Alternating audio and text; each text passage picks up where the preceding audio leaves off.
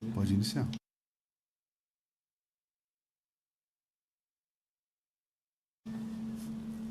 Tá com o áudio, tá com o áudio mutado. Olá, bom dia a todas e todos. Eu sou Valéria Tolói, gestora de formação e fomento do Itaú Cultural, da Fundação Itaú.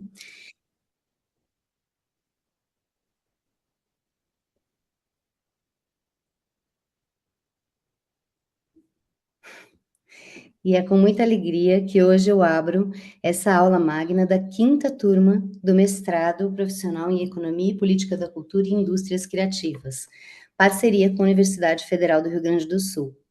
E gostaria de começar agradecendo à Universidade Federal do Rio Grande do Sul por essa parceria, aos professores que fazem com que esse mestrado possa acontecer. Gostaria de agradecer a todos e todas que nos assistem, a Joanna Woronkowicz, espero ter pronunciado certo o nome dela, que hoje nos dará uma aula magna muito interessante, muito provocante. E gostaria de agradecer aos intérpretes e à tradução simultânea que estão aqui com a gente, mas especialmente aos produtores e às pessoas que fazem com que essa aula e com que esse mestrado possa acontecer. A Fundação Itaú sempre atuou nos campos da arte e da cultura, da cultura e da educação, e nos últimos anos tem apostado muito na dobradinha educação e arte, como uma das potências para a formação no Brasil. E é a partir dessa dobradinha que nós atuamos, desde o ensino fundamental, com a educação integral, passando pelo ensino técnico profissionalizante e nos cursos de estrito senso. Já são 8 mestrados profissionais e 2 doutorados profissionais em parceria com 6 universidades no Brasil, entre públicas e privadas. E é com essa energia que eu passo a palavra ao professor Maurício Vaz, que irá mediar essa aula de hoje. Eu desejo uma boa aula a todos nós. Muito obrigado, Valéria. Então, gostaria de dar bom dia a todos e todas que estão aqui presentes. Com grande satisfação que hoje estamos recebendo, né, a quinta turma do mestrado da área de Economia e Política da Cultura e Indústrias Criativas, e é a primeira turma que recebemos doutorado profissional em Economia, na linha de pesquisa Cultura e Educação para o Desenvolvimento Econômico, já com 13 alunos. Então, sejam muito bem-vindos. Já formamos cerca de 50 mestres, com expectativa de formar mais 15 até o final desse ano. Para que todo esse empreendimento se tornasse possível, foi essencial a parceria com o Itaú Cultural, que desde 2020 apoia nosso núcleo de economia da cultura, o NECULT, a quem agradeço na pessoa da Valéria Tolói, gerente da Escola da Fundação, que está aqui presente. Então, eu também estendo agradecimento à Amanda, né, que cuidou de todos os detalhes para a participação da Joanna Woronkowicz na aula magna de hoje, assim como o Leandro Valiati e Gustavo Miller, que viabilizaram essa possibilidade a partir de outras interações que já vinham mantendo com a pesquisadora. Então, eu gostaria de agradecer aqui especialmente a nossa professora convidada, né, que fará com certeza uma grande aula magna, que é uma grande oportunidade, né, para todo mundo que está aqui presente. E para vocês terem muitos já conhecem, né, ela é muito conhecida na área, né, mas eu farei uma breve apresentação para a gente ter uma noção também maior de toda a sua relevância. Bom, a professora, ela é economista da cultura, então é um grande exemplo aí para vocês que estão iniciando no mestrado e alguns já no doutorado, né?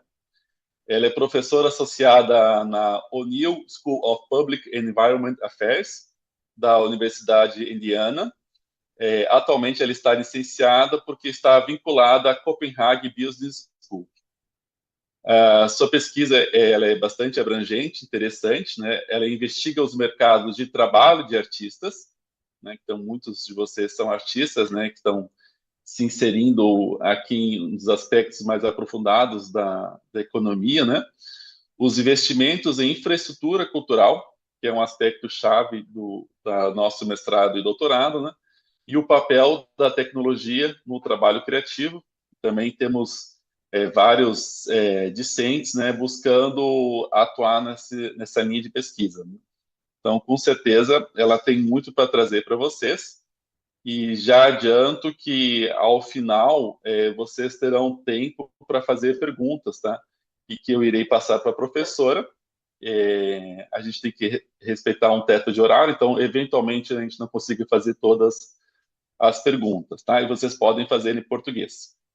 Bom, a professora também é cofundadora e diretora acadêmica do Center for Cultural Affairs, além de co-diretora do Arts, Entrepreneurship and Innovation Lab.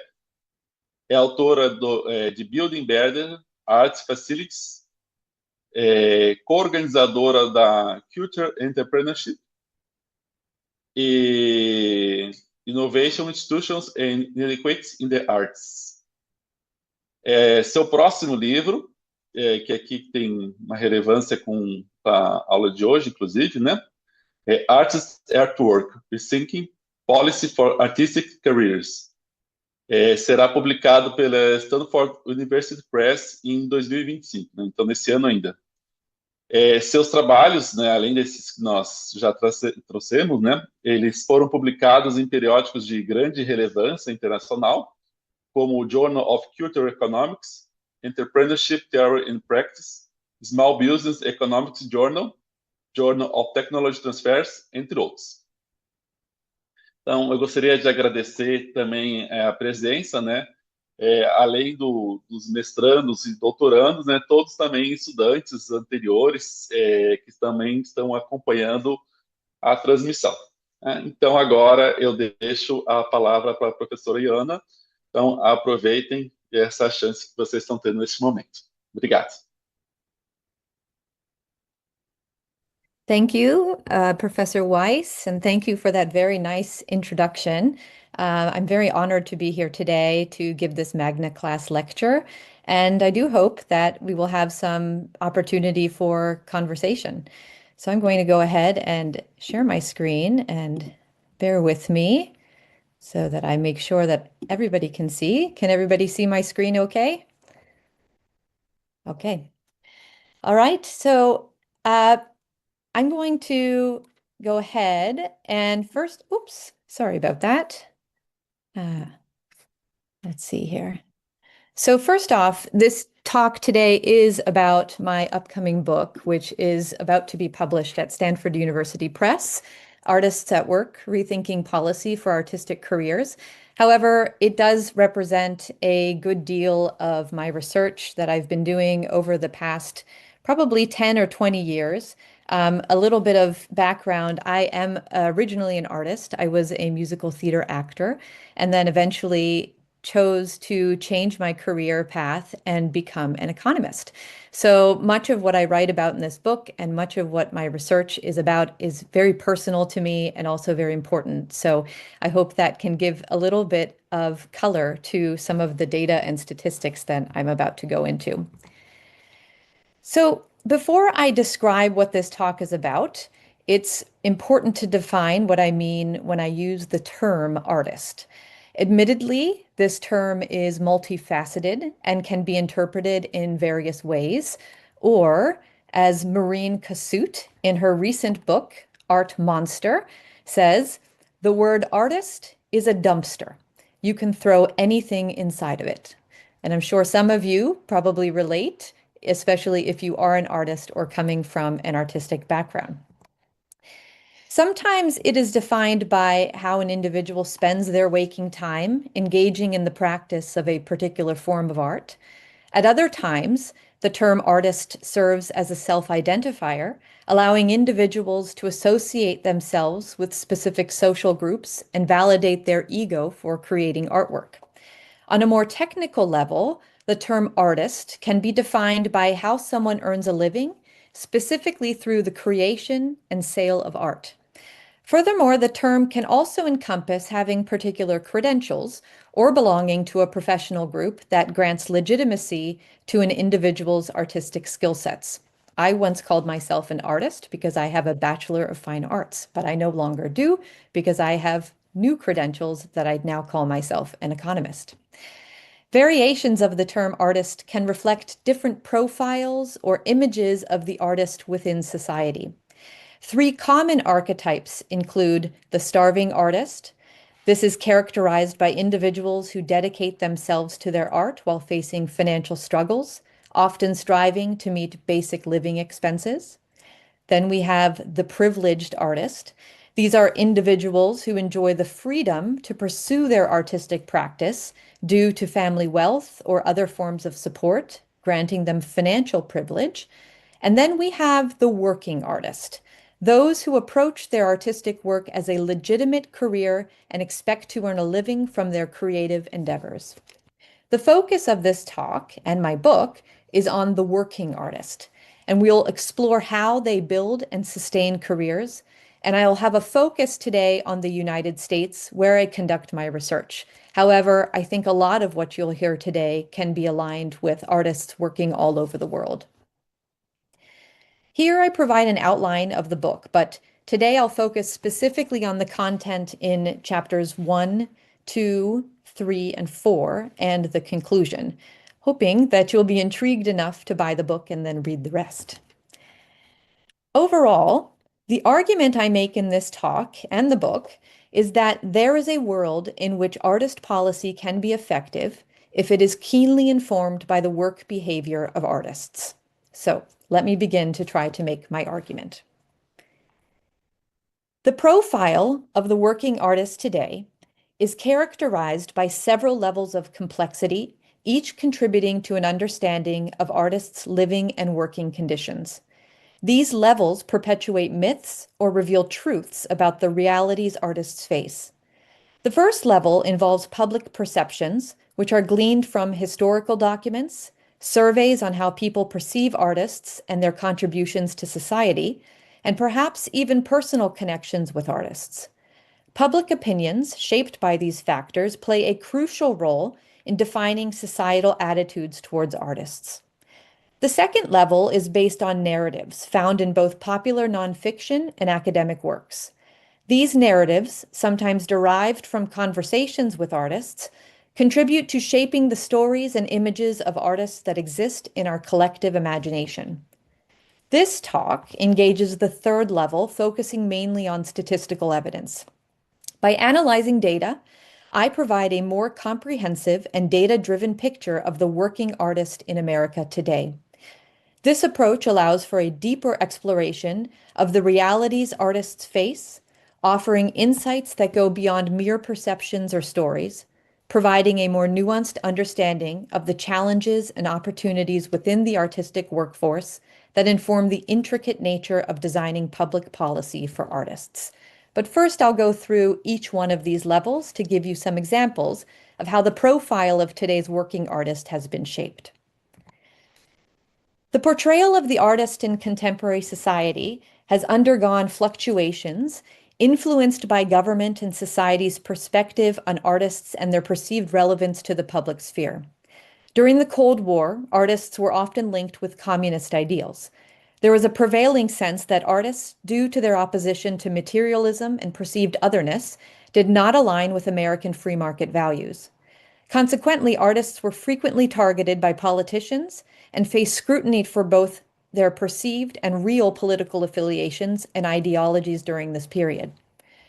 The perception of artists began to shift under John F. Kennedy's presidential administration in the early 1960s. Kennedy, known for surrounding himself with art and artists, incorporated artists into his rhetoric, emphasizing the importance of investing in the nation's creative spirit.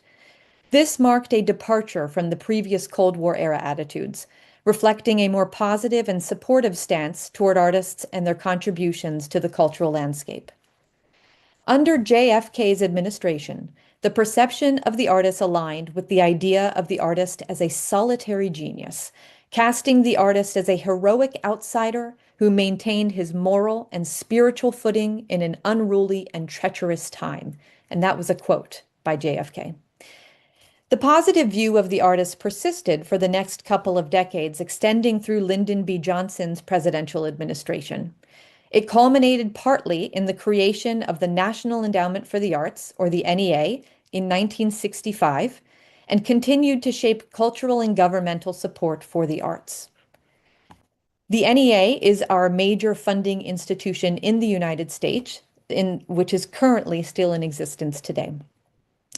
The perception of the artist in contemporary society underwent another transformation in the 1980s when the NEA faced criticism for funding art that was deemed controversial by primarily conservative members of Congress. This criticism reached a turning point in 1996 when Congress succeeded in eliminating most individual artist grant programs at the NEA, which went along with the overall low level of support for the arts in general during this period. And note that since this time, the NEA has not brought back individual artist support. This event marked a significant shift in the profile of the artist, altering the perception of these individuals in terms of their relation to American values. The controversy surrounding NEA funding contributed to a reevaluation of the role of public funding in supporting artists. In the wake of the lowest public perception of artists in decades, there emerged an opportunity for a rebound. Over the past couple of decades, artists have become more active and recognized for their work in the public realm. Governments, philanthropic organizations, and nonprofit organizations have increasingly portrayed artists as community builders and agents of social change, both through their artistic endeavors and in other domains outside their art. This shift can be attributed, at least in part, to the response or impetus for change from governments and philanthropy. Initiatives have been launched that emphasize artists as crucial actors in social change and community development. An illustrative example is the NEA Our Town Grants Program initiated in 2011, which is just 1 year before I worked at the NEA as the senior research officer. This program aims to support activities that integrate arts, culture, and design into local efforts that strengthen communities over the long term, with a clear expectation that the arts should be embedded within local government initiatives. This marks a departure from earlier sentiments reflecting a growing acknowledgement of the positive impact artists can have on community well-being and development. Despite the growing public perception of artists as community members and builders, a notable number of artists resist this new public persona and instead emphasize the marketability of their artistic work. Some argue that artists inherently possess entrepreneurial qualities and align themselves with traditional entrepreneurial workers, placing both their practice and economic value at the center of their work. This shift in perspective has given rise to a burgeoning academic field known as arts and cultural entrepreneurship, or arts entrepreneurship, a field largely led by artists themselves. This academic focus reflects a growing recognition of the entrepreneurial aspects inherent in artistic practice and the desire among artists to navigate the market and assert their economic value in a manner similar to that of other entrepreneurial professions. The emphasis on entrepreneurship underscores the diversity of roles and identities within the artistic community and challenges stereotypical perceptions of artists solely as community-focused individuals. At present, the narratives surrounding artists have predominantly centered on the precariousness of working as an artist and around the challenges artists encounter in building their careers. These accounts often originate from newspapers, magazines, and books, publishing interviews and anecdotal evidence from artists. Two prominent books that have contributed to shaping this narrative of artists facing precarious conditions are William Dereshevich's The Death of the Artist, How Creators Are Struggling to Survive in the Age of Billionaires and Big Tech. You can hear the precariousness just in the title. And Scott Timberg's Culture Crash, The Killing of the Creative Class. You can hear it there too. Both books categorized as nonfiction popular press accounts dig into the challenges that artists encounter in building careers in contemporary society. I'm sorry, I'm hearing the translation. I'm not sure if there's something that can be changed so I don't hear it. They rely on interviews with artists and focus primarily on external forces that pose threats to artists' careers. In the academic literature, discussions about artists have both acknowledged the precarity inherent in artistic professions and the strategic optimization of how artists build careers. One optimistic perspective on the trajectory of artists' careers comes from Hans Abing's Why Are Artists Poor book. Abing, an economist and visual artist, employs economic theory to understand how artists work and their motivations. And then another perspective comes from Pierre Menger, who has extensively written on the sociology of artists, especially concerning their creative practice. Both of these perspectives provide a more refined view of the challenges and opportunities within artistic careers, acknowledging the complexities while also highlighting the enduring appeal and potential for innovation in the arts.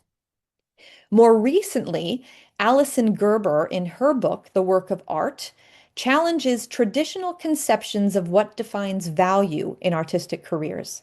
And then similarly, Hannah Wohl, in her book, Bound by Creativity, helps define this value through the social interactions of artists in the pursuit of creativity. In contrast to popular nonfiction accounts of artists, for example, by Dereshevich and Timberg, these academic books focus on the inherent skill sets of artists and how they can leverage these skills to navigate a complex work environment. While this talk in my book shares this focus on artists' ingenuity and resilience, I also seek to challenge an assumption commonly found in both popular and academic narratives, that the high level of precarity artists face is inevitable.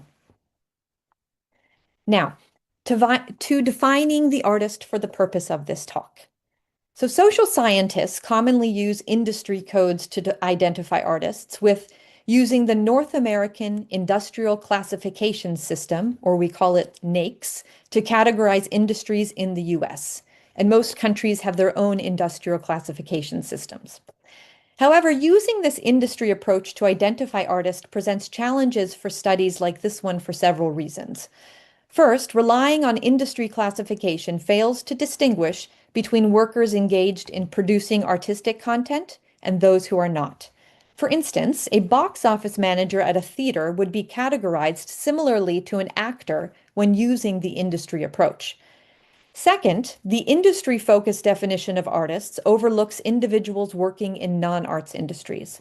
For example, a graphic designer employed by a high technology firm would not be considered an artist if using the industry-based approach. This limitation underscores the need for a more accurate and occupation-focused definition when studying artists. Using an occupational approach to categorize artists provides a valuable advantage by classifying individuals based on the tasks and activities they perform, rather than focusing solely on their place of work. Occupations are defined by the specific duties carried out by workers, making occupational statistics an important resource for researchers seeking to gain insights into employment dynamics. There are still limitations, though. For example, chances of overcounting and undercounting artists using the occupational system. However, these limitations are likely less severe than using the industry approach. Here's a table that provides a list of artist occupations using the standard occupational classification system, or the occupation approach, from the United States, which I used when analyzing data on artists in this book. For the rest of this talk, I'm going to focus on statistics on artists primarily collected prior to 2020. This is when the arts workforce changed significantly as a result of the corona pandemic. The use of the SOC definition of an artist provides a detailed lens through which we can examine the occupational behavior of artists.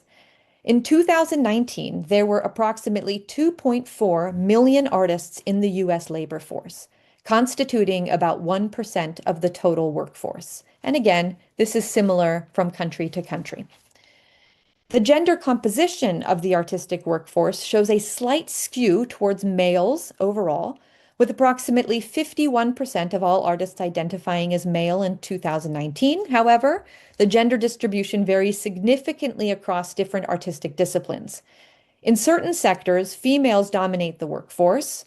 The artistic sectors where females composed the majority of the workforce in 2019 include what we call artists and related workers. These were mainly visual artists.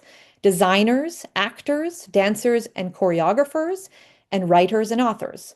The writers and authors category exhibited a very, very strong female skew in its workforce. While the proportion of artists in the workforce has remained relatively stable over time, the absolute number of artists has experienced fluctuations, notably the corona pandemic, which began in 2020. This had significant impacts on the artistic workforce, affecting both the number of artists in the labor force and the unemployment rate. This figure illustrates the trend in the number of artist workers between 2015 and 2021, and this shows a sharp dip in the size of the workforce as a result of the corona pandemic. This table provides some demographic and economic characteristics of artists compared to those of non-artists. The table breaks down these statistics by educational level, since it is a primary influencing factor for many differences we see between artists and non-artists. For example, as this table shows, contrary to common perceptions, the income of artists is generally not disproportionately lower than that of other workers, especially when considering educational level. In general, artists are a very highly educated population. In 2019, about 66% of artists had at least a bachelor's degree, and 19% held at least a graduate degree. This is a notable contrast to the general workforce, where 25% of workers in the United States had at least a bachelor's degree, and 9% held at least a graduate degree during the same year. This varies from country to country, of course. However, when comparing artists to workers with similar education levels, artists exhibit a lower return on education. This means that artists with a formal education have a lower earnings premium, or in other words, gain less than non-artists on average. It is true that both artists and non-artists with a bachelor's degree have earnings premiums. In other words, they gain more when they have a degree. But at higher levels of education, artists with graduate degrees do not experience the same premium as non-artists. Artists, on average, tend to also be older than other workers, especially among those without college degrees. The age of an artist might be considered a proxy for experience, and if experience is a significant factor in predicting earnings in artistic occupations, one might expect that older artists would, on average, earn more than younger artists. However, data on artists suggests that there might be an earnings peak somewhere between the ages of 40 and 60 years old, which is actually similar to other occupations, although for artists, this peak is not clearly defined. Earnings for artists appear to be somewhat unpredictable as they age, challenging the idea that experience alone determines artists' earnings. Interestingly, in contrast to non-artists, older artists, and let's say older artists over the age of 70, are less likely to experience an earnings penalty. This indicates that for older artists, there may be factors or mechanisms at play that differ from the typical pattern observed in the general workforce. Finally, the racial and ethnic composition of the artistic workers differs from that of the general workforce. In 2019, a higher proportion of artists identified as white compared to all other workers. Specifically, 83% of artists were white, while 76% of all workers identified as white. Additionally, artists were less likely to identify as Hispanic compared to the general workforce, with 10% of artists identifying as Hispanic compared to 19% of all other workers. These differences persist even when comparing artists and non-artists with college degrees, indicating that there is a level of inequality within the artistic workforce, particularly concerning who can establish a career as an artist. Finally, the family structure of artists shows some similarities to that of other highly educated professions, particularly in terms of marital status. Overall, artists are more likely to be married than not. In 2019, among college-educated workers, 55% of artists and 63% of non-artists were married. Among non-college educated workers, 54% of artists were married, while only 33% of non-artists were married. While education does not seem to play a significant role in artists' marital status, having a college degree does appear to influence whether artists have children. Among college-educated workers, 34% of artists and 40% of non-artists had children in 2019. Among non-college educated workers, 44% of artists had children, while only 25% of non-artists had children. This suggests that being educated lowers the probability that artists will have children, but for non-artists, having a college degree increases these chances. Okay, so that's a lot of data, and I'm going to move on and talk a little bit more about other things. So now I'm going to move to talking about how artists have historically showed up in public policy, since history can teach us about how we manage the present. Conducting this kind of historical review of how artists have shown up in policy in the United States reveals a volatility in the perception of artists that alternates between pejorative views and admiration. The nature of policy toward artists has shifted in response to the prevailing political and economic climate and the level of support, or lack thereof, extended to artists by government, which we've already learned. Policy for artists in the United States has often then appeared ad hoc. In other words, it has appeared responsive to the demands of stakeholders rather than originating from a holistic approach aimed at designing a system aligned with the production and consumption of art.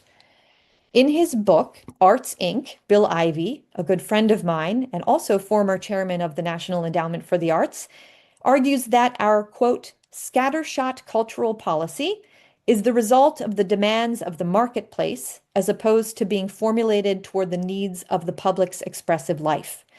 Ivey and I agree that much of this ad hoc nature can be attributed to the absence of a federal level body dedicated to setting cultural policy in the United States. While the National Endowment for the Arts functions as a federal funding body at the national level, it does not have the authority to establish policy. Nevertheless, it's not clear whether the United States would benefit from a centralized system of cultural policy like those in other nations, which have ministries of culture, as I'm sure you're familiar, responsible for formulating federal-level cultural policy, since the U.S. decentralized approach to arts policy is widely credited for the market domination this country has in many areas of the arts, for example, in film and music. I initiate the discussion on artist policy in the early to mid-19th century when mass migration to the United States from Europe brought numerous immigrant artists, significantly impacting the growth of the creative arts in the United States. In the 1880s, for instance, 60% of musicians reported being foreign-born. New York City during this era emerged as a mecca for the arts due to the substantial influx of immigrant artists. The era of mass migration and the immigration policies it prompted played a pivotal role in acknowledging artists as integral to the nation's economic fabric. Early immigration policies granted privileges to high-skilled workers, including artists, facilitating their immigration to the United States. For instance, the 1885 Alien Contract Labor Law, also known as the Foreign Act, which prohibited the hiring of unskilled immigrant contract labor, included exceptions for professional artists, lecturers, and actors. The Immigration Act of 1917 restricted the entry of many individuals into the United States, but it also made provisions for certain performers. Similar immigration policies favoring aliens of extraordinary ability, that's a quote, have been maintained by many countries to date. As immigration policies evolved through the 19th century, so did the opportunities for foreign artists to work in the United States. Eventually, the ease with which foreigners could enter and work in the United States during the 19th century became a concern for some workers, starting the tumultuous relationship with cultural exchange that the United States maintains today. In the 1890s, artists' unions began to challenge the unfettered access of foreign workers to the artistic labor market, underscoring the pivotal role of unions in shaping artistic careers. specifically stage artists and musicians grappling with employment challenges as a result of technological advancements in their fields, actively sought to restrict the entry of foreign entertainers into the U.S. labor market. Current immigration policy concerning artists continues to employ status as a criterion for granting visas to foreign artists working temporarily in the United States. The emphasis on merit criteria in immigration policy for artists is largely a result of lobbying efforts by artist unions.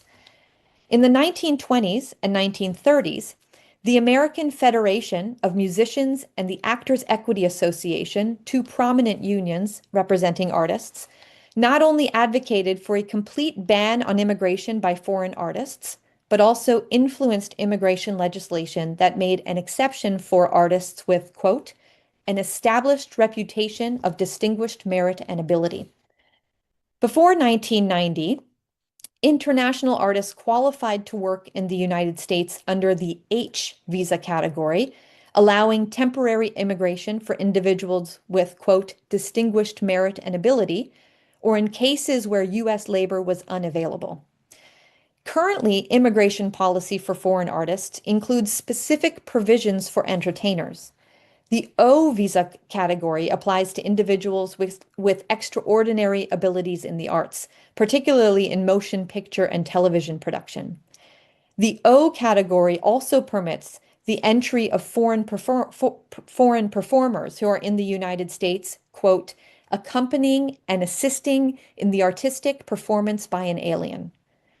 The P visa category allows groups of artists to enter the United States, providing the benefit of cultural exchange. Similar to historical immigration policies for artists, current policies incorporate language on how to define merit for the artists in question, a task that is inherently challenging.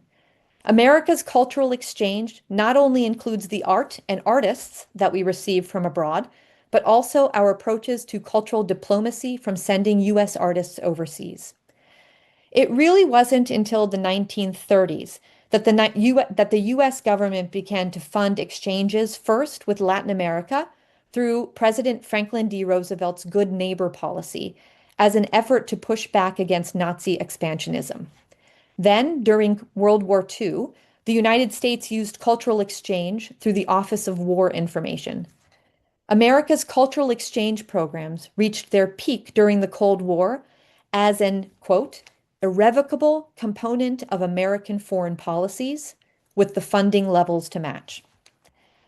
As much as the goals of cultural exchange programs teetered between using artists to foster a shared understanding and spreading propaganda for U.S. policies, inarguably, between the 1930s and 1990, government-funded cultural exchange programs had their heyday.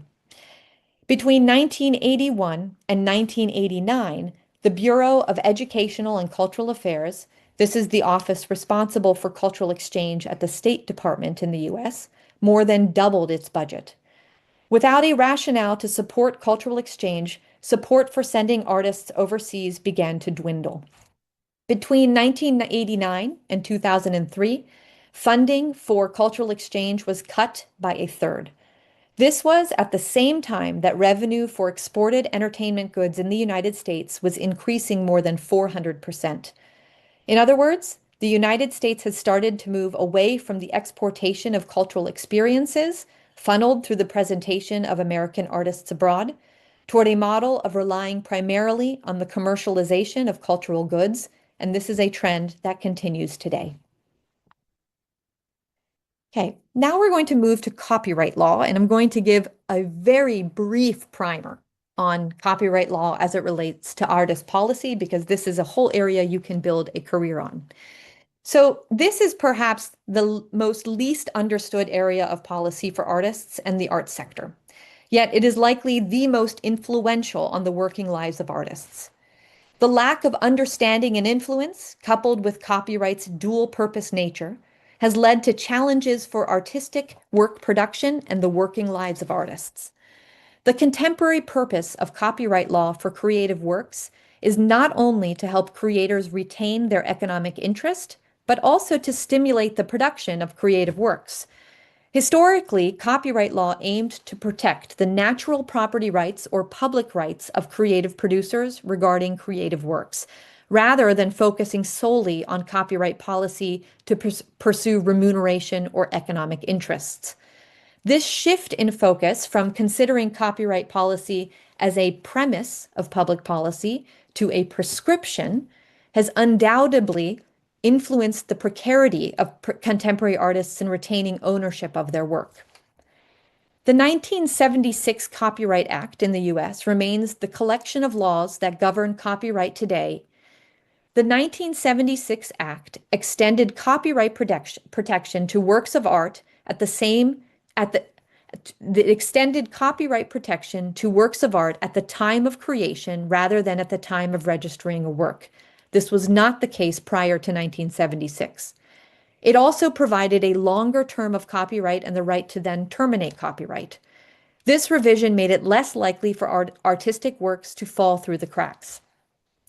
The most significant drawback, however, for artists resulting from the 1976 Act was the limited scope of exclusive rights provided to artists, and that's a quote. Unlike authors and composers who can receive income from royalties as their creative work increases in popularity, visual artists had none of these rights after transferring copyright ownership. In other words, after transferring ownership, visual artists retained only the right to deny others the opportunity to exploit their work. However, the owners could still alter and destroy the piece of work, display or sell the work without crediting the artist, and deny the artist the ability to ever borrow the work to exhibit it. Royalties are what distinguish visual artists from authors and recording artists, and the 1976 Copyright Act did not address this difference. In 1976, California became the first state to pass a droit de suite law. This was known as the California Resale Royalties Act, which allowed a fine artist to, quote, claim a percentage of the sales price each time his work of art was resold within the state. The concept behind droit de suite acts is to enable fine artists to receive royalties similar to those of recording artists and authors. The original idea for these acts originated from French legislation in the 1920s, and several other countries enacted such laws in the mid-20th century. To date, the U.S. Congress has not enacted a federal droit de suite act, and the California law is now defunct. However, there have been several attempts to pass subsequent legislation in Congress to enable fine artists to receive compensation akin to royalties. The Copyright Office in the U.S. has studied the potential enactment of a resale royalty statute at various times, ultimately not recommending a federal statute. Resale rights are not the only aspect of artists' rights addressed by copyright law. The concept of droit de suite comes from the idea that artists should also retain what we call moral rights to their creative work, which essentially encompass the non-pecuniary interests of an artist's work. In 1989, the United States signed on to the Berne Convention, which established international norms for the preservation of copyright and was a significant step in the United States towards having a quasi-droit de suite law. Part of the Berne Convention included the Rome Act, which recognized the moral rights of creators and gave them the right to object to alterations to their work that would harm their reputations. In other words, the right to, quote, assert limited authority over a work of art even after the art is sold and transferred. Prior to 1989, many states already had laws in place to protect artists' moral rights. But a year after signing on to the Berne Convention, the United States passed the Visual Artists' Right Act. This is the VARA Act, which integrates artists' moral rights into federal copyright law. Specifically, the act achieves an artist's moral rights by protecting an artist's right to choose when to claim ownership of an artwork and by protecting artists' work from, quote, intentional distortion, mutilation, or modification that is damaging to their honor or reputation. In addition, for works of recognized stature, VARA provides further protections preventing destruction. These moral rights are waivable but not transferable and last for the lifetime of the artist. VARA has been criticized for not providing protection to a substantial array of different modes of art, for example, public art and applied art, as well as works made for hire, among other economic arguments. For example, the legislation for moral rights increases transaction and contracting costs for artists in the market, thereby disincentivizing the creation of art that falls under the Act. One of the major limitations of VARA is that the Act applies only to, quote, work of recognized stature, thus leaving many works by fledgling artists and new works unprotected. Copyright policy and other issues around ownership of cultural products continue to straddle the line between protecting the public interests of creative work and the private interests of artists. On the one hand, the public wants to have access to these works and to stimulate production of new art. On the other hand, artists want to fully exploit the fruits of their labor. This tug of war between the artist and the consumer over ownership has consequential impacts on the innovative potential of the artistic workforce. For example, the current challenges around copyrighting work created by artificial intelligence. A key component of copyright law is that it protects only works that have human authorship. Therefore, works fully created by AI at present don't fall under the 1976 Copyright Act. In March 2023, the U.S. Copyright Office clarified that, quote, a work containing AI-generated material will also contain sufficient human authorship to support a copyright claim, and that those works will be evaluated on a case-by-case basis. While this statement seems unclear, the line between what is human-authored and not is clear. While this statement seems clear, the line between what is human-authored and not is unclear. So artists are not surprisingly nervous about the fate of what art can remain their own. As the struggle to keep up with technology continues in this AI world, copyright law will continue to try to adapt. Inevitably, the lag between technology and policies around ownership for artists will result in many negative implications for artists. Finally, there are other ownership issues around creative works that are born through the U.S. tax policy, which, like copyright, also has influence on the incentives for artistic production. The point of taxation is to assign costs to the owners and users of an asset, which copyright determines. Prior to 1950, in the United States, artworks retained by amateur artists would be treated as a capital asset. Therefore, artists could deduct a portion of the artwork's capital gains against their income. For this reason, some artists would actually be advised to minimize their artistic accomplishments and to pose as amateurs to take advantage of capital gains. This was counter to professional artists who would only receive ordinary income from the sale of their art. It was not until 1950 that Congress changed the definition of a capital asset, excluding works of art held by the artist. Still, while the author of a work cannot receive capital gains treatment for their work, a subsequent purchaser of this work can, and very often does, in the case of appreciable works of art. And this creates a stark dichotomy in terms of how the U.S. tax code treats artists and collectors. The tax code also presents problems for artists working in self-employed and wage-employed capacities. Self-employed workers can deduct the cost of their business expenses from their income. However, the specific amount of expenses that self-employed artists can deduct is usually negligible compared to the time and effort they spend creating their art, and the cost of an artist's labor cannot be deducted. Moreover, many artists earn their income from other non-arts jobs for a long period before they're able to earn an income from their art. For artists who generally take a long period of time to produce a product, the limitation of not being able to deduct the cost of their labor beyond a certain period can be economically substantial. Moreover, despite many artists working in a way similar to that of independent contractors, they often are categorized as employees by certain firms. For example, repertory theater companies and dance companies sometimes do this.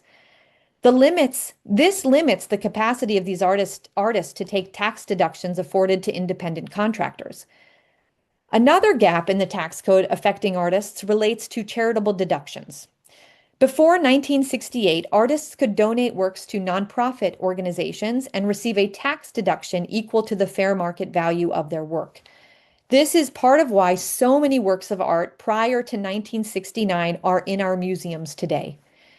In 1969, the Tax Reform Act made amendments to the tax code that allowed artists to deduct only the cost of materials, while retaining the full fair market value deduction that a donor would receive for contributing the same work. This change in the law was a substantial blow to the economic interests and work incentives of artists. Not only did the new law eliminate the benefits artists saw from donating as opposed to selling artwork, but it also prevented artists from donating their work altogether. As a result, many artists either chose to sell their works, withhold them from the public, or destroy them upon their death, effectively limiting the public's access to their art. These are just a few elements of the tax code that put contemporary artists in an awkward position with respect to the incentives they receive for creating and selling their art. Despite the efforts that artists invest in the creation of art, they stand to benefit far less than consumers who get to realize any gains from investing in an appreciable work of art. Artists also have limits on how much they can deduct based on their ordinary income. Compounded, these two issues present an uneven playing field for artists compared to that of many other workers, one that current policy has so far neglected to address. Okay, finally, I want to address public funding, since this is the main aspect of cultural policy in the United States. Since we don't have a Ministry of Culture, we don't have direct cultural policies. As you see in copyright and tax policy, our cultural policies show up in indirect ways through other policies. But public funding for the arts is actually a direct form of cultural policy in the US. The United States, unlike other developed countries, does not have a pervasive culture of providing government funding for the arts. It consistently ranks at the bottom of the list of countries in terms of its government expenditures on arts and museums. The US Congress hasn't been persuaded yet to increase arts funding despite advocacy measures that align the arts with extrinsic benefits, such as economic development. And right now, the budget for two of our largest federal agencies in the arts are being proposed at very low levels compared to what they were previously. However, there are instances where the federal government has been supportive. For example, the largest federally supported program for artists was the Works Progress Administration Federal Art Project, so WPA-FAP, which lasted between 1935 and 1943. Within the WPA-FAP were the Federal Theater Project, the Federal Writers Project, and the Federal Arts Project. Each respective program provided employment opportunities for artists while also expanding the presence of artists and art in U.S. society. Despite the nostalgia that generally goes along with reminiscing about the WPA-FAP, which has largely been in the American media amidst cuts to the federal agencies in the arts, this program was actually not without controversy. Eventually, the WPA-FAP programs were cut, with the theater program going first, and the rest being eliminated by 1943. This was a very quick rise and fall of this program, and in general was representative of the approach to culture in the United States, one that lacks importance and a permanent place in policy, which is emphasized by how most of the material works of art created through this program were auctioned off and destroyed. The election of John F. Kennedy in 1960 marked a turning point, as we heard, as Kennedy was known for his support and involvement in the arts. In 1962, Kennedy established a new position for a special consultant to the arts in the federal government and appointed a man named August Heckscher, a figure from philanthropy, to this role.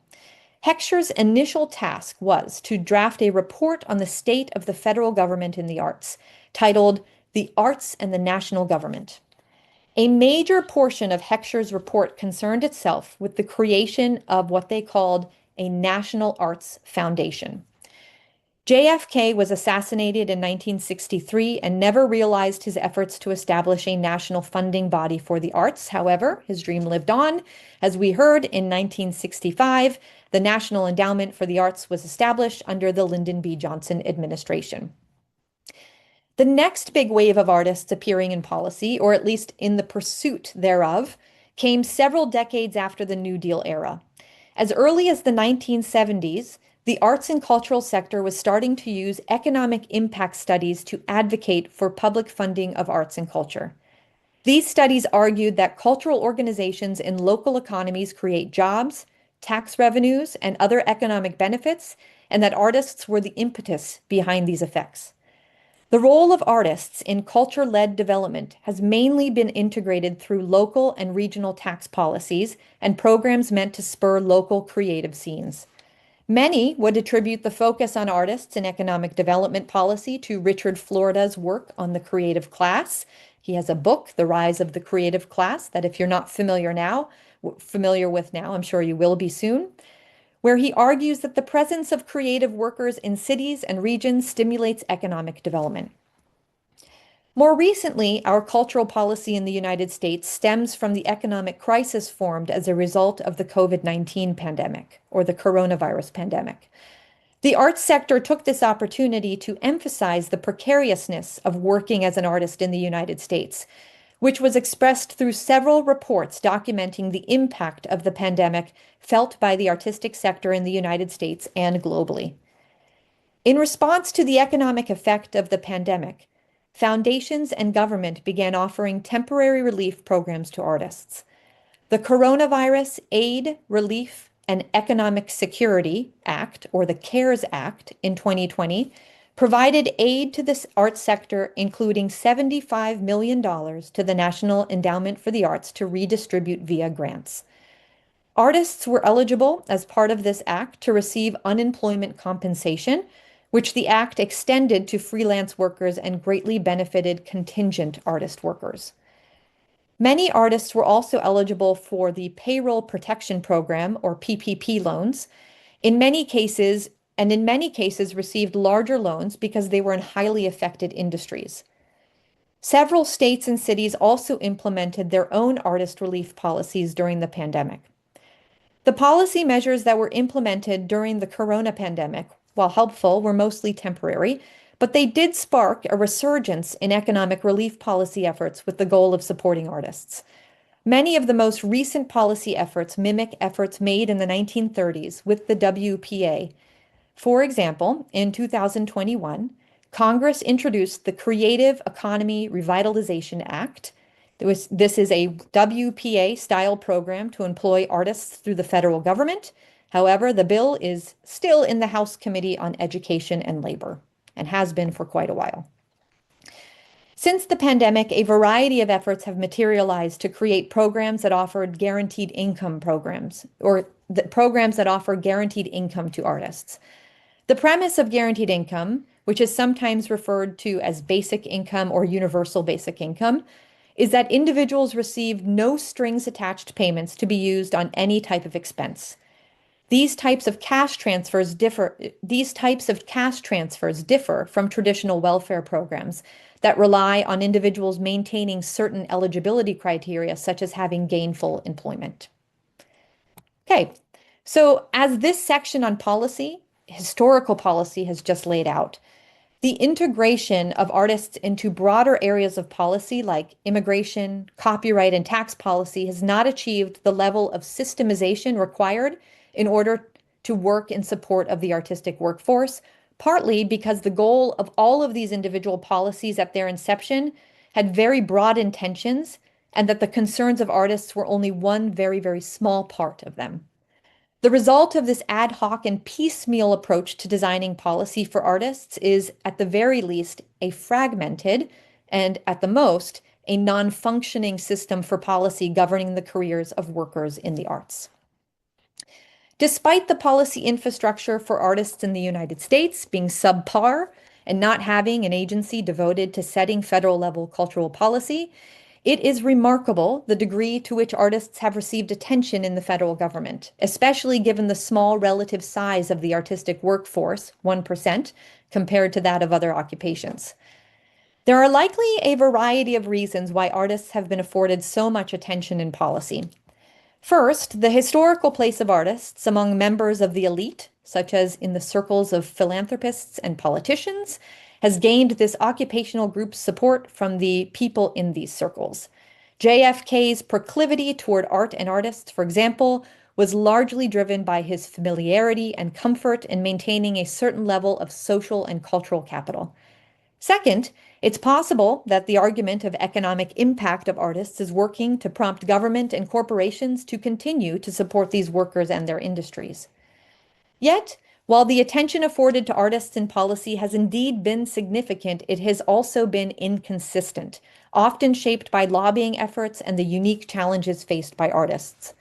The lack of a consistent public consensus for supporting artist workers and approach to policymaking for artists has led to a series of disconnected and uninformed policies that have often made the working conditions even worse off for artists, leaving them to navigate these complex institutions that affect the trajectory of their careers.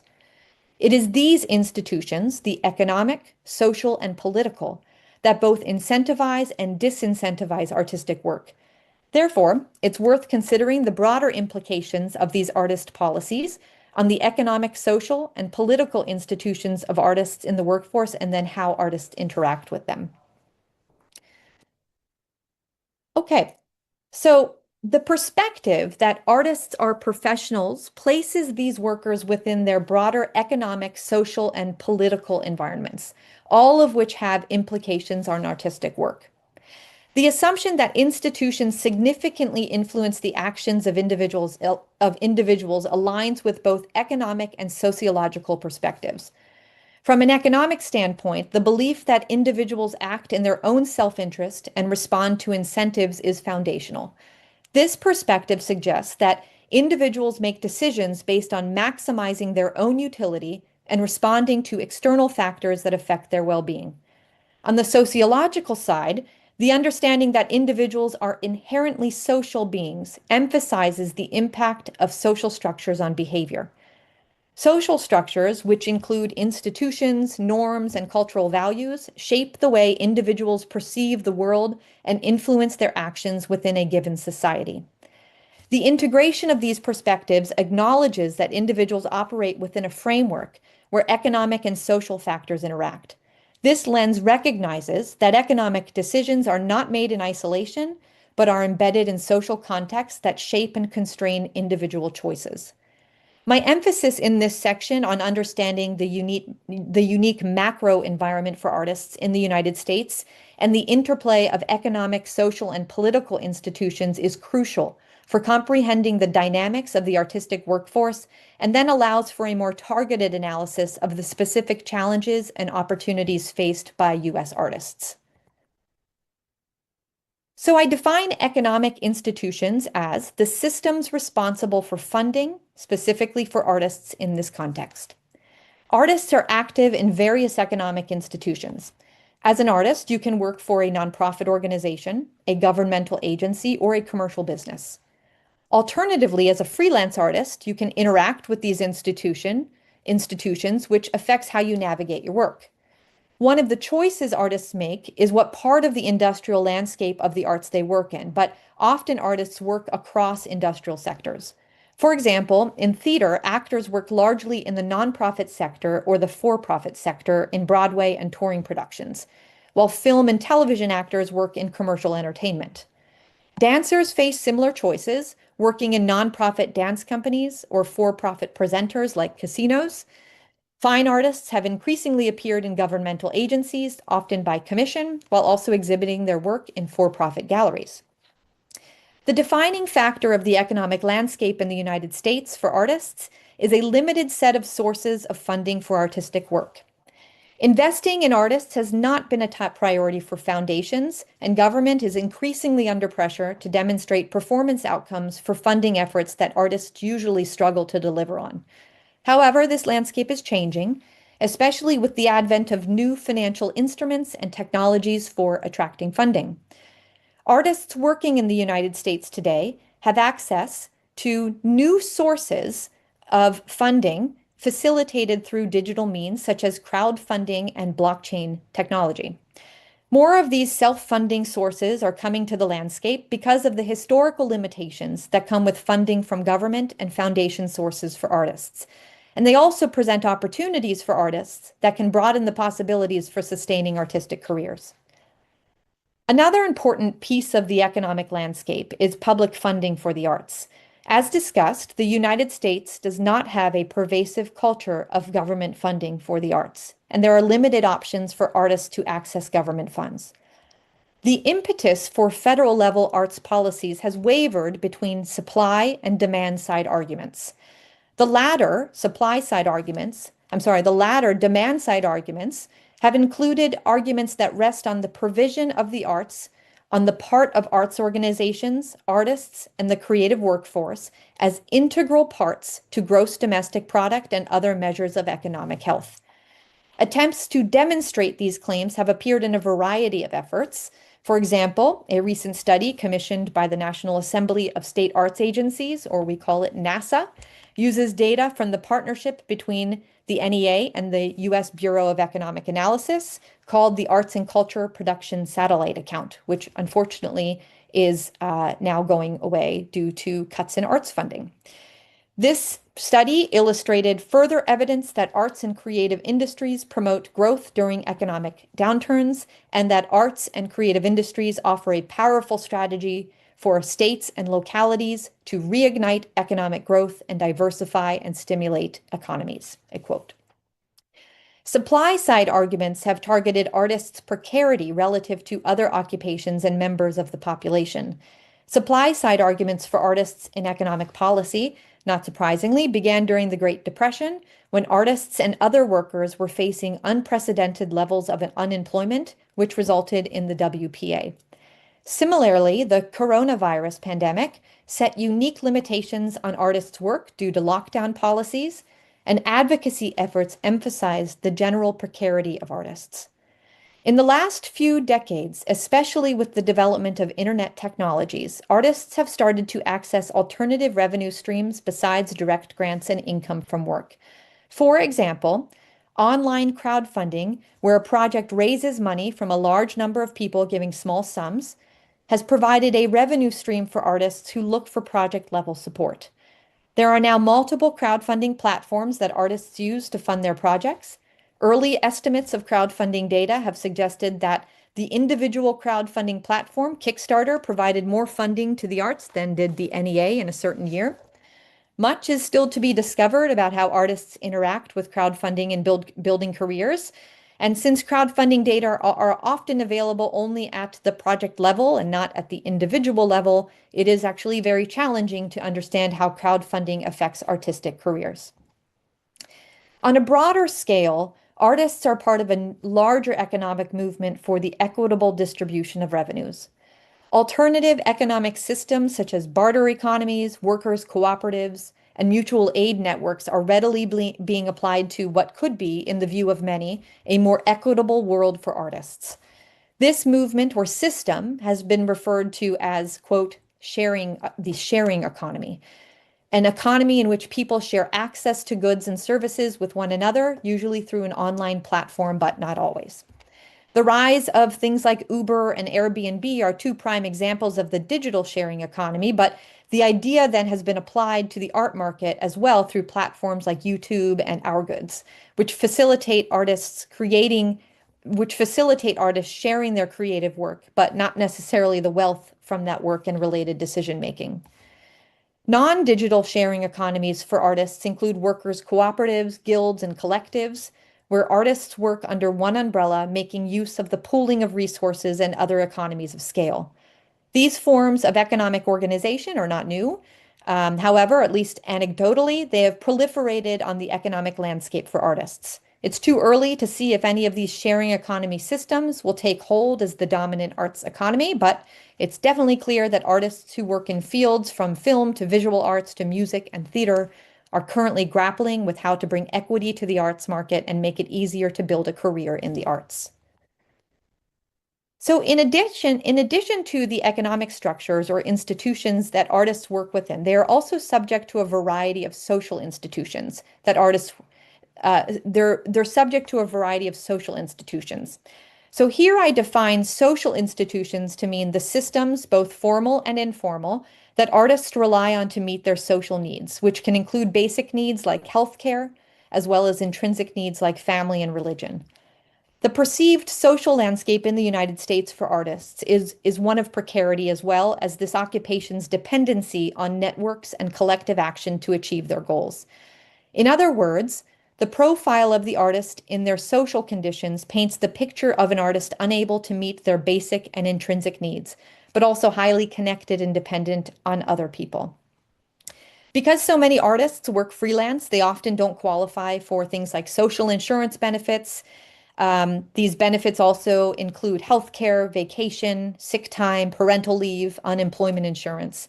This gap in social insurance benefits for freelance artists is not unlike the gap for other freelancers, but given that a large proportion of artists are self-employed or engaged in what we call contingent work, this gap is particularly prevalent for this sector of the workforce. Trade unions can help play an important role in helping fill the gap and provide a social safety net to some artist populations, especially through their collective bargaining efforts.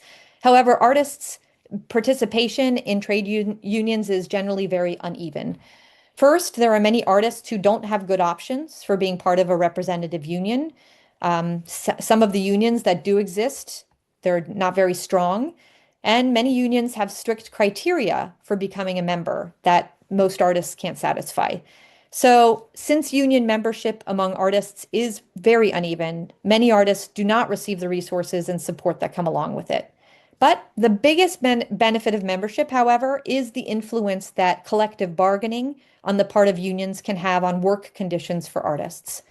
More than many other occupations, networks have an incredible, powerful influence on the trajectory of artists' careers. Howard Becker, a sociologist, wrote a seminal book on the topic called Art Worlds, and he describes, quote, the network of people whose cooperative activity, organized via their joint knowledge of conventional means of doing things, produces the kind of artworks that Art World is noted for. Becker has a fascinating account of these worlds and other research on artistic networks.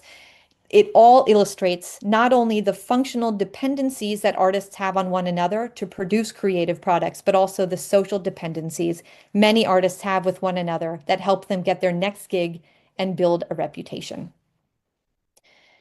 So artists' involvement in political movements has illustrated these workers' propensity for pushing back against established norms, even when those norms aren't necessarily applied to artists. Their intimate involvement in movements has helped create an environment for artists where both innovation and opposition are somewhat expected. Here, I define political institutions to broadly mean areas related to not only laws, but also public affairs. Artists have been involved in a whole host of workers' rights movements, including on behalf of other workers. Their role in these movements has often involved using their art to illustrate the problems and goals of other workers. I provide a lot of examples in the book of when they did this. This and many other instances of artists advocating on behalf of other workers sometimes actually provokes criticism of artists who center themselves as part of the working class, while also frequently benefiting from the patronage of the elite. But they have been successful at calling attention to broader workers' rights issues. For example, in 2020, their artists and their advocates successfully achieved an amendment to California's Gig Economy Assembly Bill 5, or AB 5, that exempted musicians and other music workers from having employers classify them as employers rather than independent contractors, thus protecting the jobs of all freelance workers. So, from examining the institutions that affect artistic work, we can start to identify at least the broad areas within these institutions where policy can intervene to either provide opportunities or mitigate challenges related to artistic work. The economic institutional landscape described previously centers on the lack of funding mechanisms for artistic work, but also the burgeoning landscape for alternative streams of artist funding, such as crowdfunding. The policy response to the limited set of governmental and philanthropic funding opportunities for artists has historically been to advocate for more. However, from our analysis earlier, we learned that history has also taught us that repeated attempts at implementing ad hoc subsidization programs and policies for artists have not stayed the course. For example, the WPA program. Therefore, common sense policy for revising the economic institutional landscape for artists would be to focus on the opportunities present in, say, new alternative funding schemes, rather than advocate for more governmental and philanthropic funding for artists. And you can see here how the analyses on the social institutions and political institutions can lead us to make different policy implications based on this analysis. Okay. So in this next section, I'm going to move on to analyzing a very specific area of artists' careers, basically how they train and how they're educated. And then I'm going to link the analysis to policy recommendations based on the unique work behavior of artists. In this talk, I'm just going to do this for artist training and education trajectories, but in the book, I also do this for the modes and place of artistic work. The formula is the same in each area, in that each analysis is clearly linked to more effective policies for artists. So in general, the path to establishing a career as an artist does not seem straightforward. There is great uncertainty around what it takes to be an artist and whether degrees or degrees in the arts are necessary to having an artistic career. Contrary to what many art schools might have you believe, there are many pathways to becoming an artist. There are artists who go to art school with the hope of getting an arts degree that will help them pursue artistic careers and then who are able to do so. Then there are those who go to art school with the same intention and for some reason or another leave the artistic workforce. And then some artists get degrees in other fields and still pursue artistic careers. Finally, many artists do not get formal degrees and are still successful at sustaining an artistic career. While there are many pathways to building an artistic career, many artists still choose formal education as part of their journey. Artists are a relatively highly educated workforce, with over 60% having a college degree compared to 33% of the general workforce. In addition, 28% of artists have an arts degree. These are degrees with majors in the arts. Yet it is unclear how degrees influence career trajectories in the arts. For example, among individuals with arts undergraduate degrees, only 14% work as artists. If an arts degree were a surefire way to work as an artist, then shouldn't this number be higher? We're going to analyze the training and education trajectories of artists so we can understand how policy can support the overall careers of artists. So let's start with understanding first the financial return of getting a degree as an artist.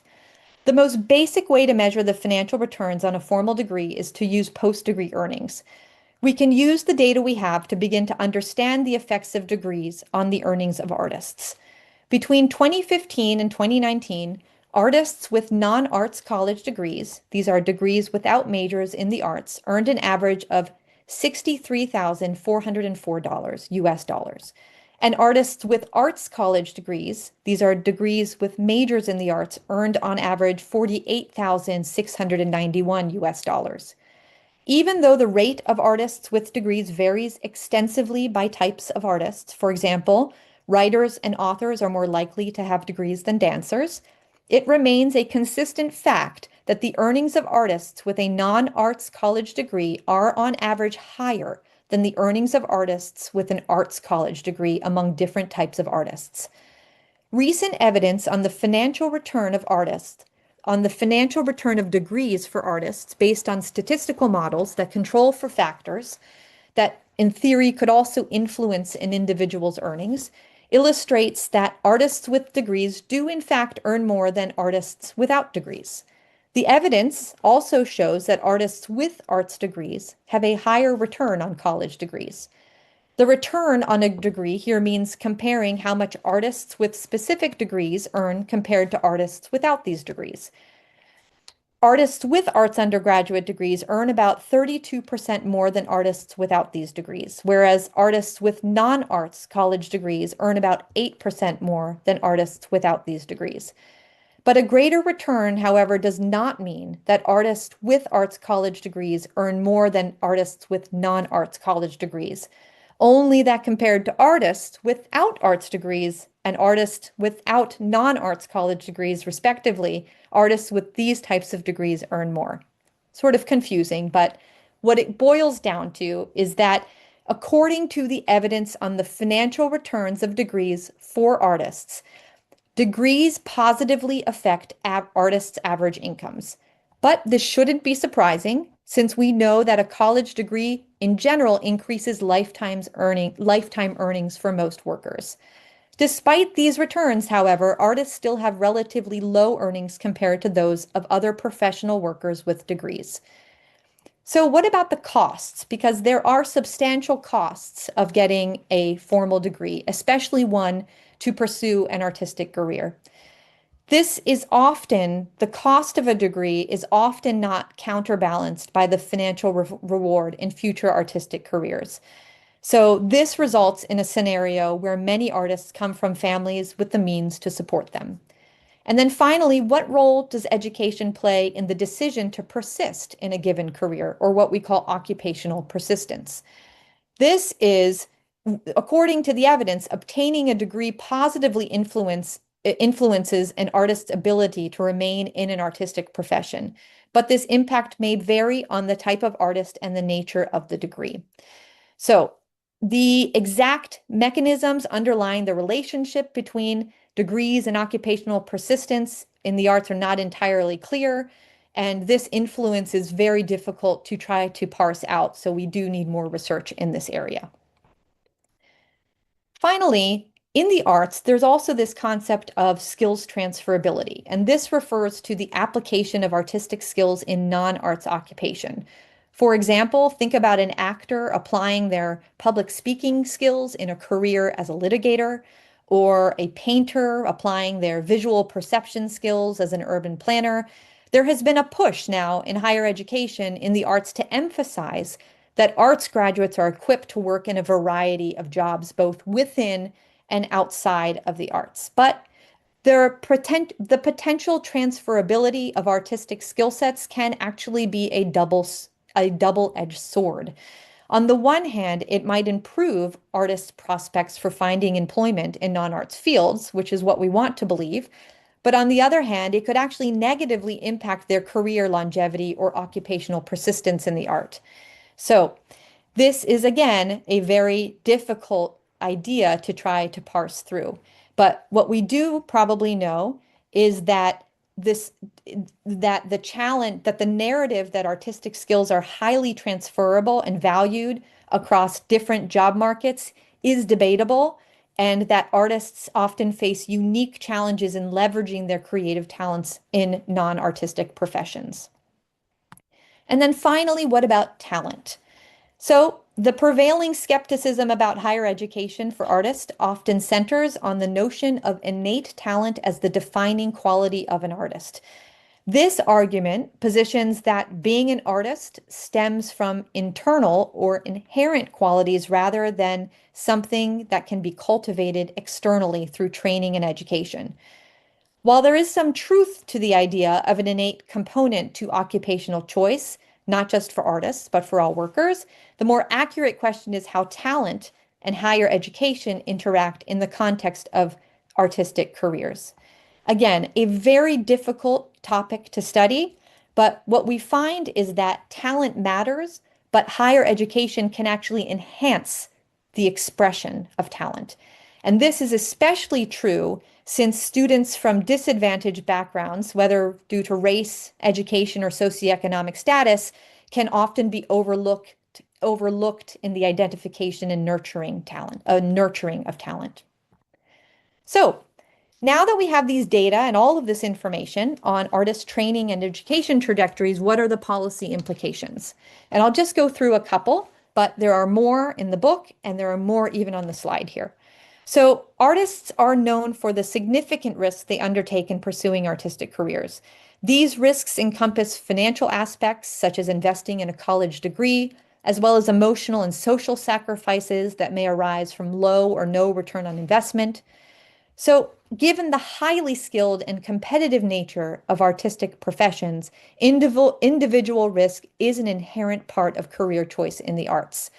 While public policy cannot completely eliminate individual risk, its role is critical in mitigating the broader societal impacts of these individual decisions and in reducing risk for individuals where possible. So I'm just going to go through one societal challenge, which in the United States in particular has to do with individual decisions related to artistic training and the disproportionate high level of student debt among artists and those majoring in the arts through formal higher education, which research has shown. This issue is compounded by the broader economic and social costs associated with higher education, such as declining home ownership, fertility rates, all these types of things, mental health, adverse effects on mental health. So this chapter comes to the conclusion that public policy should aim to address the challenges posed by substantial student debt levels among artists and arts majors. So, for example, this can be achieved through several approaches, including increasing funding for arts programs in higher education, enabling them to offer more scholarships and financial aid, and then also continuing to regulate predatory student loan practices and providing income-based repayment options and other loan forgiveness programs to alleviate the financial burden on students. There's also a lot of things that higher education or universities can do, which I list on this slide. But in general, what we see here is that there can be ways to reduce these systemic barriers and societal costs in supporting more informed, equitable, and sustainable paths into artistic careers through understanding training and education trajectories in the arts. Okay, so to conclude, I'd like to propose what I hope is a clear and compelling approach to designing effective policy for the artistic workforce. The policies I recommend in both the previous section and the book align with this approach that I'm going to propose, which I present as a few key principles that, if integrated in the design of policy for artists, can actually strengthen the artistic workforce. As this talk makes clear, there is a disconnect between policy that influences and governs the artistic workforce and the unique dynamics of artistic work behavior, such that the level and quality of artistic production are suboptimal and many individual artists cannot sustain careers. I believe the reasons for this disconnect or misalignment are clear. Some of these reasons stem from socially constructed perceptions of artists and the arts relative to other workers and industries, such as we heard. In other words, for example, the scarcity mindset in the arts has fed into this myth of the starving artist, coloring our views of these workers as a population overwhelmed with precarity and without agency when it comes to building careers. In other words, the arts sector often subscribes to a model defined by artists and the arts not being able to cover the rising costs of doing business and thus requiring significant public subsidy. Other reasons are based on a misunderstanding of how policy can and should be designed to strengthen the overall functioning of a labor market. All right, so the first principle for designing effective artistic policy is to create policies addressing the societal effect of the accumulation of decisions by individuals, rather than policy aimed at addressing the specific conditions of individual artists in order to improve their lives. Okay, so this is not to say that effective policy should not consider the individual circumstances of the people they are meant to address or to help make individuals better off. Only that there is a wide range of circumstances that no one policy will be able to address. Using policy to try to change the lives of individuals is a potential waste of resources, since policy benefiting individuals does not always benefit a broader society. So, for example, Policy around artists is often designed to address the financial precarity of these individuals, but there are many artists who are doing just fine because they are lucky, talented, or a combination of both. Or perhaps they have the means and resources necessary to sustain an artistic career. Therefore, effective policy is such that the goal should be to effect broad societal change, with the secondary goal that these changes will benefit the individuals involved. Sometimes these approaches can work in tandem in that broad level policies impacting society can positively affect the individuals who are subject to them. Other times, these types of broad policy initiatives may seem to be acting to the detriment of individuals, while at the same time strengthening the environment that the same individuals are striving to be a part of. And other times, societal level policy decisions mean making hard choices about what to do for individuals, which can have negative effects on society. The clearest example of this happening occurs when we choose to subsidize artists without realizing that this subsidization likely leads to more people wanting to work as artists, and therefore lower wages and fewer job prospects for all. It is no doubt very challenging to design broad-level policies that have clear goals for societal change, since within any policy there are always unintended consequences. Therefore, the second fundamental principle for designing effective artist policy is to use evidence to inform policy design. Now, this might seem to be common sense, but unfortunately, the arts and cultural sector has not made good use of research in both policy design and advocacy, and there are very few funding sources for research in the arts. As my book makes clear, and hopefully this talk did too, there is a plethora of past and ongoing research on the labor market conditions of artists from which policymakers can learn. In addition, there is research in other policy areas that can inform artist policy. We have to be careful about the quality and type of research we use to make policy decisions. Research with predetermined outcomes, which the arts sector often uses in advocacy efforts, is not a good source of information if we are genuinely interested in good policy design.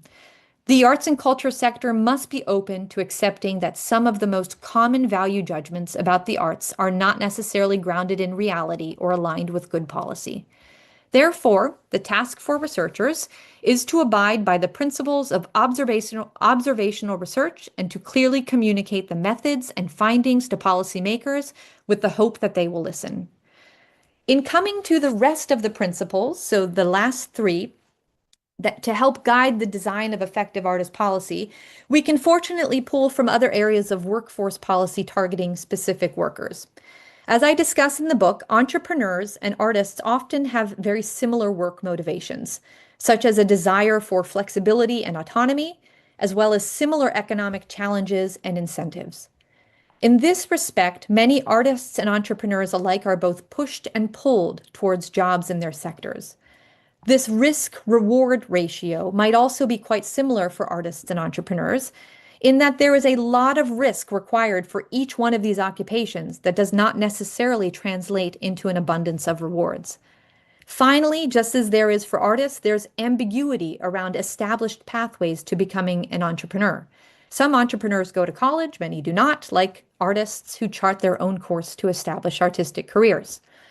Not only because of the similarities between how some artists and entrepreneurs work, but also because of the successful track record entrepreneurship policy has for stimulating a targeted workforce, we can learn from entrepreneurship policy to help understand how to design artist policy.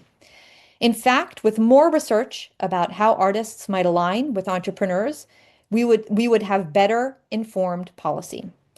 The basic principle that effective entrepreneurship policy follows is to improve access to entrepreneurial careers while also improving the quality of what entrepreneurs produce. We can then adapt this principle to artists, then such that the third principle for designing effective artist policy is to improve access to sustainable artistic careers while also improving the quality of artistic work. So, concerning the first part of this principle, we must keep in mind that the definition of the term sustainable, which technically means maintained at length without interruption or weakening.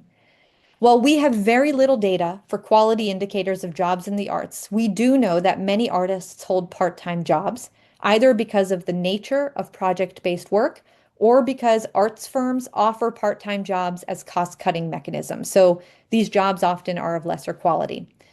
If the latter is true, then just creating more work opportunities for artists would not be following the third principle.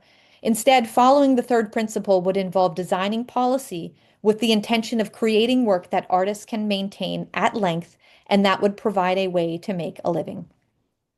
Now, the major difference between entrepreneurship policy and current approaches to designing artistic policy is such that the former is much more focused on encouraging new business development rather than supporting individual entrepreneurs, because new businesses with the potential for growth are shown to have greater impact on economic measures such as economic development and employment than are individual entrepreneurs. The opportunity for growth in a business venture is an opportunity to employ more people and have a more substantial impact on the economy. So there's an analog here in the arts sector that leads to the fourth principle for effective artist policy design, which is to encourage business forms involving networks and collaborations among artists conducive to the project-based nature of artistic work. Finally, the fifth principle for effective artist policy design is to focus on opportunities for change rather than to preserve the status quo. This idea runs counter to efforts in the arts and cultural sector to preserve our large and old institutions and our most well-known artists.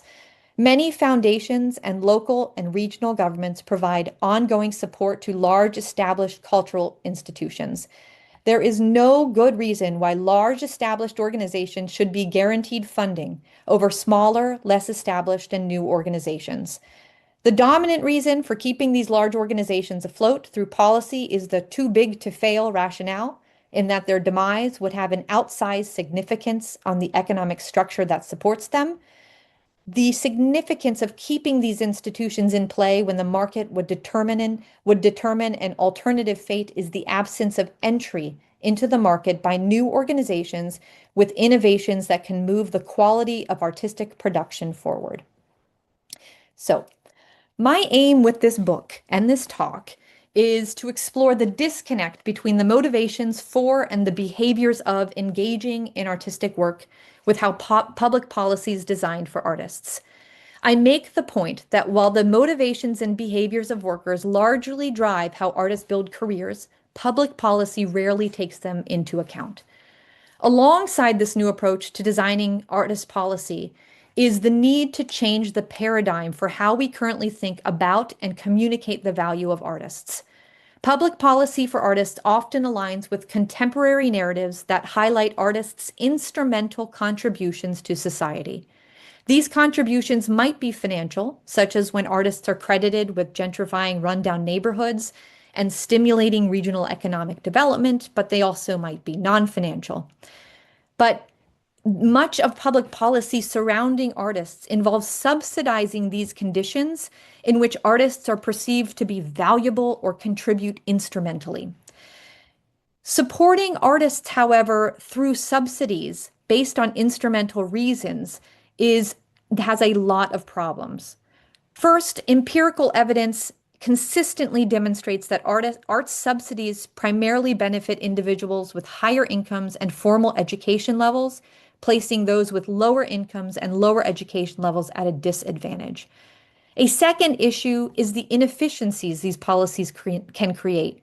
Without clear intentions and expectations for how subsidies will generate societal benefits, they may actually exacerbate market distortions caused by an oversupply of artists, fail to encourage emerging artists, and doing little to improve the quality of artistic jobs or who can actually be an artist. So all of these subsidies are founded on all of these sorts of fallacies regarding the valuation of artists based on their apparent extrinsic or instrumental benefits to society. And in the book, I talk about a few of these problems, but the main one is instrumentalism.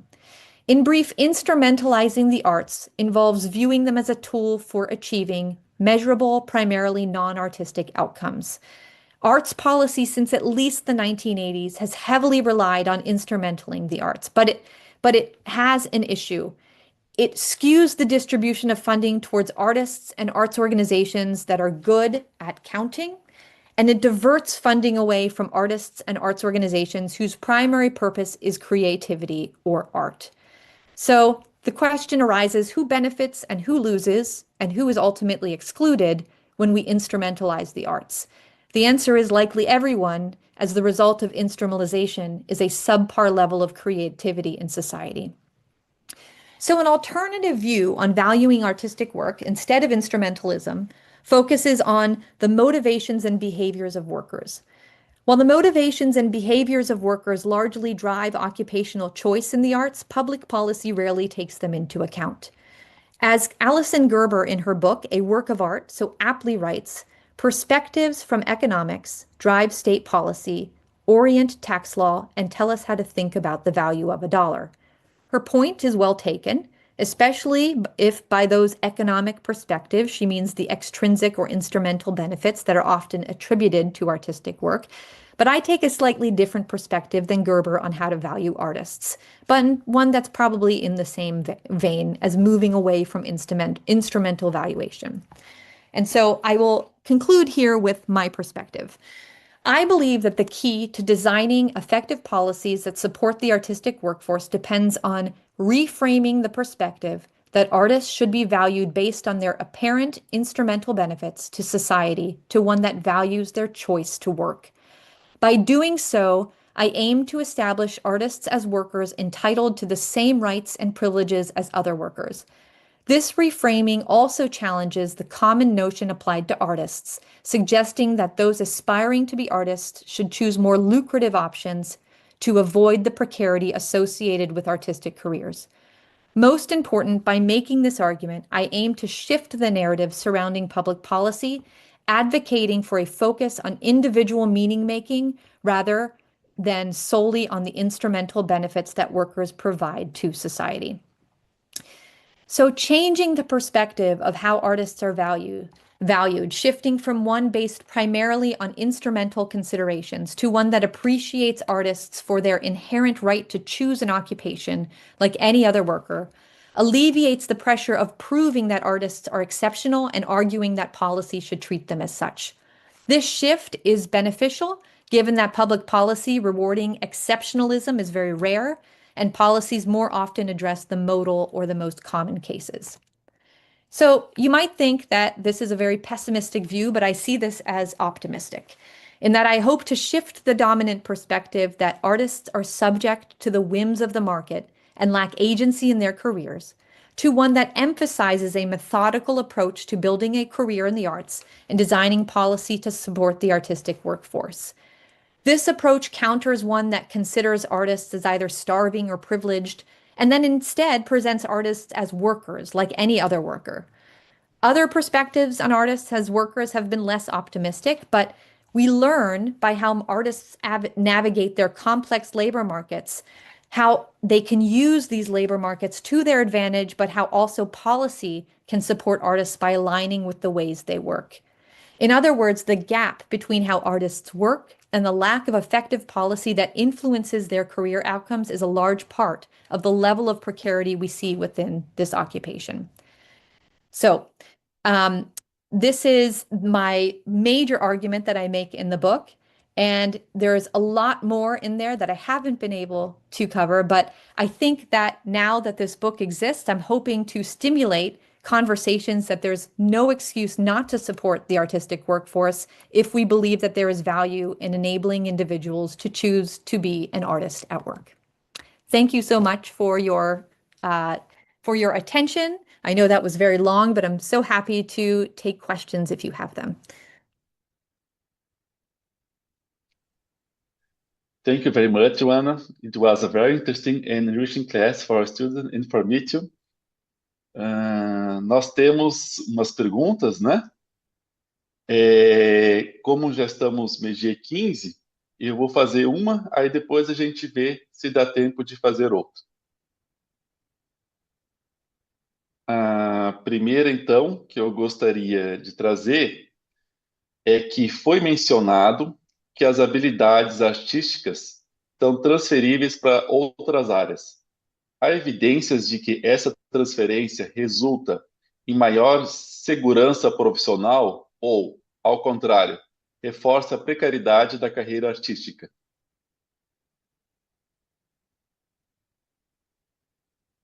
At this point, that area of research, I think, is very unclear. There have been arguments from interested parties like universities and higher education degree programs to make the argument. But in terms of research, I don't think we have anything clear that says are the skills we learn in an artistic degree program can be lucrative for artists in their careers. That being said, that assumes that the goal is to have an income producing career, which is an assumption that I make. So I did offer the idea that focusing on transferability of skill sets might actually go both ways, both good and bad for focusing on the training of artists. The good portion, the sort of good perspective is that artists have other skills to apply outside of the arts if it's difficult for them to maintain a career in the arts. But on the other hand, it might actually draw them toward a different type of career because they're not willing to commit and engage in an artistic career, which if we've been in an artistic career, or if anybody has been in an artistic career, they do recognize the level of commitment that it takes in order to have a sustainable career. Thank you. Mais uma. Como as políticas educacionais poderiam equilibrar a promoção do talento artístico com a necessidade de garantir inserção profissional viável, considerando os dados sobre o retorno financeiro e persistência na carreira? I think higher education institutions or universities have actually a very large role to play in supporting artistic careers, maybe not through formal policy, but through the practices that they have.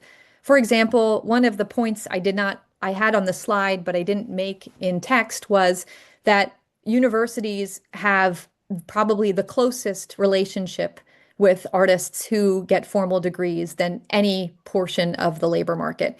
And so they can use this relationship to try to support these artists moving into the labor force. Some of these types of programs I've seen already happening at different art schools, for example, having some kind of off-ramp. So not expecting that immediately after graduation, the student will move into a full-time paying artistic career, but having a phase down period where they can still use the equipment and the resources of the university to continue to establish their artistic career. But I think there are a lot of different ways that universities can support artists. Another example might be actually providing career development support, really trying to understand whether an individual is committed to pursuing artistic careers, and if not, having them and helping them move into other occupations. So I think that this might not be formal policy, but this might be very, very effective ways that universities can help artists entering labor markets. Aspectos bem relevantes. Eu vou fazer mais uma pergunta. Quais são os principais impactos da formação artística informal ou não universitária na sustentabilidade das carreiras dos artistas, segundo os dados apresentados? What a great question. In the book, I do highlight a few examples of artists in the public sphere that we know who never went to college. I'm thinking now Jasper Johns, many prominent visual artists. They do not have formal creative training in university programs. Now, many of those artists, I would argue, are from decades ago, where before the professionalization of art school programs and before really the advancement and innovation of curricula in art school programs that I believe have really helped artists develop careers. Unfortunately, there's not a lot of research or data specifically based on whether or not how artists without formal training fare in their careers. The data, I have a paper that is in a journal, the American Behavioral Scientist, which does compare artists with degrees versus artists without degrees. And what we find is that a degree overall will help the income prospects for an artist. So there's a caveat to this in that it might not be an artistic degree, and I wasn't able to measure that. So I'm also looking at artists who have different degrees that perhaps are helping them earn more in their occupation of choice. So it's unclear to know, but we do know at least that a college degree will help the income prospects and the occupational persistence of an artist. There is much research that actually has to do with majors in other occupations and fields that show that getting a degree in your occupation of choice makes it such that there is a much larger chance that you'll remain in that occupation for a lifetime. Interessante. Eu vou acrescentar, então, uma última pergunta aqui para ficarmos dentro do prazo previsto. A apresentação demonstra que apenas 14% dos graduados em artes atuam de fato como artista.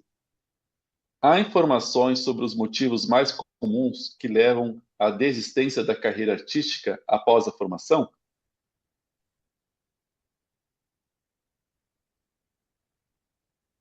Such a great question. Yes, this is something that is a big statistic to pay attention to. So I'll repeat that because I think it is important. 14% of people with majors in the arts work as in artistic careers, according to data in the United States. So the question is, what else leads people to leave the occupation? I can speak probably personally, but also based on data. So it is a very risky occupation, and there is a high level of risk that is required to maintain the occupation. So you are constantly being rejected, which honestly has a very large effect and influence on what somebody decides to do. It's sort of like getting a PhD and applying for jobs in academia and not receiving them, and you reconsidering your options.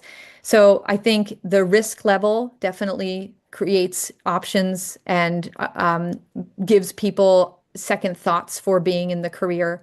It is also generally a occupation that does earn less on average than other occupations with the same types of degree credentials. So the return on degrees is much lower for artists as opposed to workers in other occupations. And this can be deflating for those who are entering into careers and seeing their friends earning much more and having gone through a similar or even easier educational trajectory. So I think those are two very clear factors that make people choose, and those factors we have data on. And then anecdotally and through narratives, as I talked about in the beginning of this talk and in the book, there are profiles of the artist and what it means to be an artist, and whether or not you are hardworking or whether or not you are a real worker.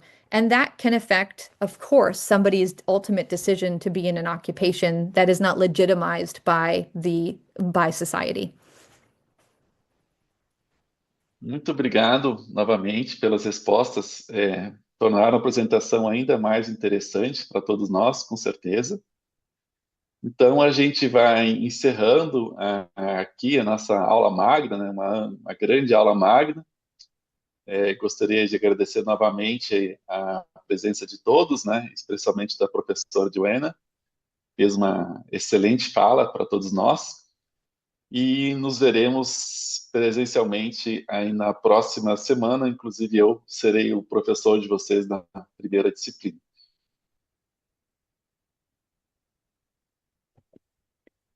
Thank you so much for having me.